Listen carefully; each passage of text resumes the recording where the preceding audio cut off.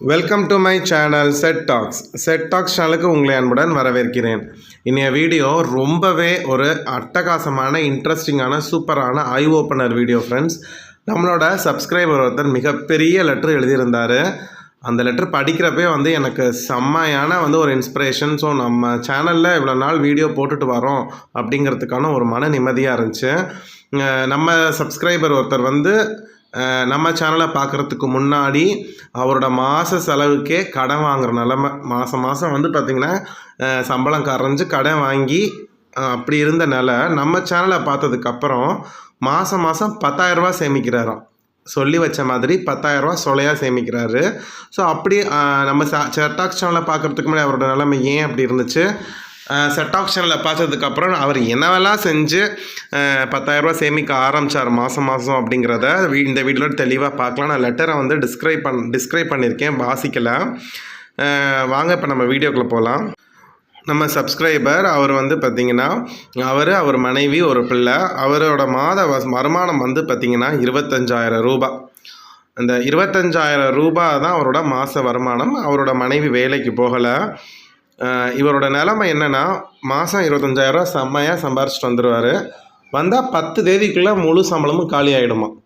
11ஆம் தேதியிலேருந்து 30ஆம் தேதி வரைக்கும் பார்த்திங்கன்னா வீட்டில் ஒத்த பைசா இருக்காதான். அந்த 20 நாளைக்கு பார்த்திங்கன்னா யார்கிட்டையாவது ஃப்ரெண்டுக்கிட்ட, கூட வேலை பார்க்குறவங்ககிட்ட, இந்த மாதிரி சொந்தக்காரவங்ககிட்டலாம் கொஞ்சம் கொஞ்சமாக கடனை வாங்கி வாங்கி வாங்கி மாத செலவை சமாளிப்பாராம். இது மாதிரி அவர் பார்த்திங்கன்னா இருந்திருக்கு. இதுதான் அவரோட நிலமை. அப்போ பார்த்திங்கன்னா ரொம்ப கேவலமாக பேசுவாங்களாம். இப்போ ஒருத்தர்கிட்ட 500 ரூபா வாங்குவாராம். அதுக்கப்புறம் அடுத்த மாதம் இன்னொருத்தவங்கள்ட்ட 1000 ரூபா வாங்குவாராம். இன்னொருத்தவங்கள்ட்ட ஒரு 500 ரூபா வாங்குவாராம். காய்கறி செலவை சமாளிச்சுருவாராம்.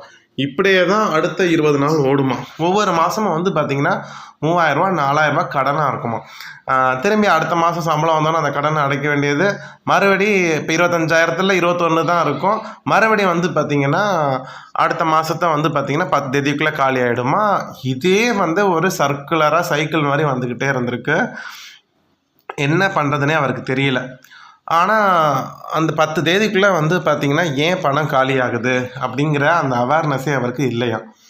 அதுக்கப்புறம் இந்த மாதிரி மாதம் கடன் ஏறிக்கிட்டே இருந்திருக்கு. அதுக்கப்புறம் அடுத்த மாதம் வாங்கி அடைக்க மறுபடியும் மிச்சம் இருக்கிற அமௌண்ட் இப்படியே காலியாக இருக்கிறப்ப கொஞ்சம் ஏதோ கேவலமாக பேசியிருக்காங்க போல். ஒரு கடன் கொடுத்தவங்க பேசுவாங்க இல்லையா, சும்மா எதுக்கு மாதமாக கடன் கேட்குறோன்னா அவருக்கு ஒரு மாதிரி சங்கடமாக போயிருக்கு. அதுக்கப்புறம் நம்ம சேனலில் ஏதோ ஒரு வீடியோ பார்த்துருக்காரு. கடனை அடைப்பது எப்படி, அந்த மாதிரி ஏதோ நிறைய கடன் இருந்திருக்கு போல். அதாவது இந்த சிறுக ஒரு மாதம் 5,000 ஆயிடுச்சு, இன்னொரு மாதம் கடன் வாங்குறப்ப 6,000, அந்த மாதிரி ஒரு கடன் வரவும் சும்மா எப்படி கடனை அடைக்கிறது அப்படின்னு இது பண்ணப்போ நம்ம சேனலில் பார்த்திங்கன்னா லட்சக்கணக்கில் கடனை எப்படி அடைக்கிறது அப்படின்லாம் நம்ம வீடியோ போட்டிருக்கோம். அதெல்லாம் பார்த்துருக்காரு. அப்போ அவருக்கே தோணுச்சாயும் என்னடா ஒவ்வொருத்தரும் லட்சக்கணக்கில் கடனை நம்மளுக்கு வாங்குகிற சம்பளத்திலே வச்சு கடனை அடைச்சிருக்காங்க. ஆனால் நம்ம ஏன் 10,000 ரூபாய் கடனை அடைக்க முடியாமல் கஷ்டப்பட்டிருக்கோம், 25,000 தான் நம்ம சம்பளம் வாங்குகிறோம் அப்படின்னு சொல்லிட்டு வீடியோவை பார்க்க ஆரம்பிச்சிருக்காரு. அதுக்கப்புறம் மற்ற money management tips, money saving tips video இதெல்லாம் பார்க்க ஆரம்பித்ததுக்கப்புறம் தான் அவருக்கே தோணியிருக்கு, ஆஹா இப்போ நம்ம தான் எங்கிட்ட தப்பு பண்ணுறோம் அப்படிங்கிற விஷயமே அவருக்கு தெரிஞ்சிருக்கு.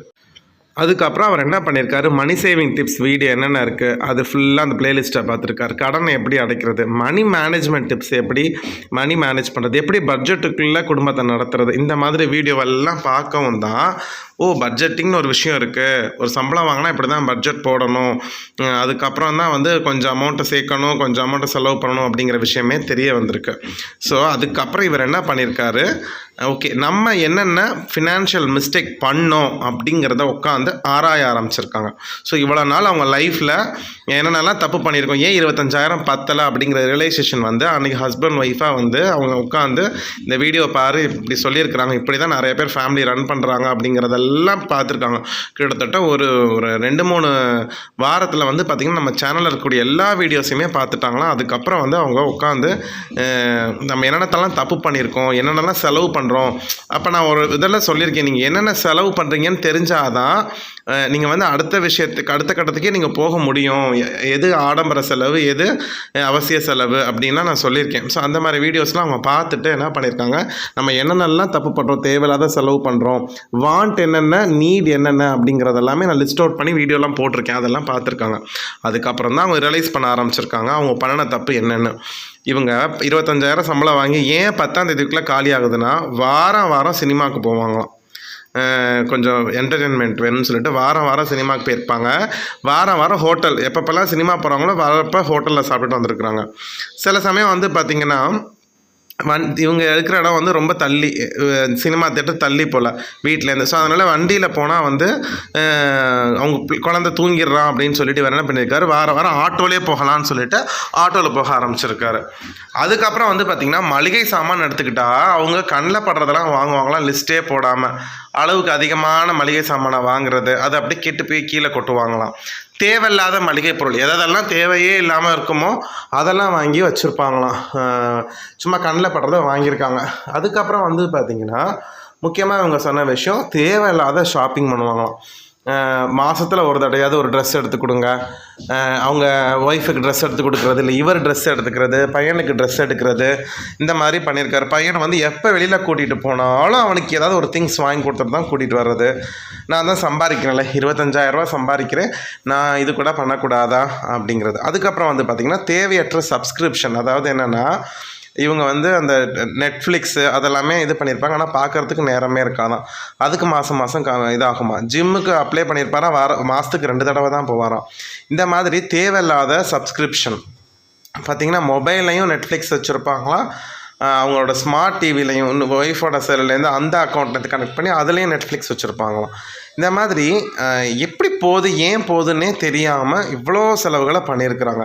அவங்க சொல்கிறாங்க வாரம் சினிமாவுக்கு போனால் சினிமா டிக்கெட் 500 ரூபா தானா, ஆனால் போயிட்டு வர செலவு, ஆட்டோ செலவு, ஹோட்டல் செலவுன்னு பார்த்திங்கன்னா 3000 வந்துடுமா.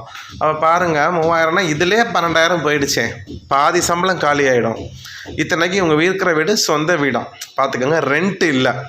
ரெண்டெல்லாம் இருந்துச்சுன்னா எங்கிட்டு போகிறது. அதே மாதிரி ஹோட்டல்லையும் வந்து பார்த்திங்கன்னா தேவையில்லாத விஷயங்களை ஆர்டர் பண்ணி அதாவது வேஸ்டேஜ் வந்து நிறையா இருந்திருக்கு. ஸோ இதை தான் அவங்க சொல்ல வராங்க, அவ்வளோ பொருளை நாங்கள் வேஸ்ட் பண்ணியிருக்கோம், மளிகை சாமானும் கொட்டியிருக்கோம், எது தேவையோ அதை வாங்காமல்.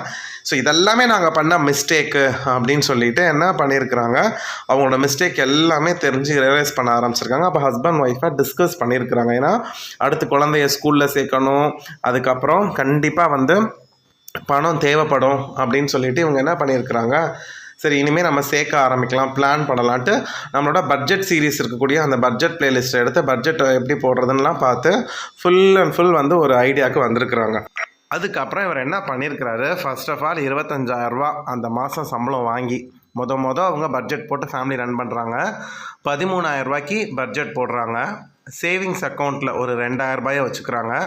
அவங்களுக்கு என்னென்ன தேவையோ அந்த தேவையான செலவுகளுக்கு மட்டுமே பட்ஜெட் போட்டு 13,000 ரூபா பட்ஜெட்டை நீட்டாக போட்டுடுறாங்க. சேவிங்ஸ் அக்கௌண்ட்டில் ஒரு 2,000 ரூபா வச்சிடுறாங்க. மிச்சம் இருக்கக்கூடிய 10,000 மாதம் அதப்போ என்ன பண்ணியிருக்கிறாங்க, வாங்கின சின்ன கடன்லாம் கிட்டத்தட்ட சேர்த்து 10,000 ரூபா இருந்துச்சு, அதை அடைச்சிட்டாங்களாம்.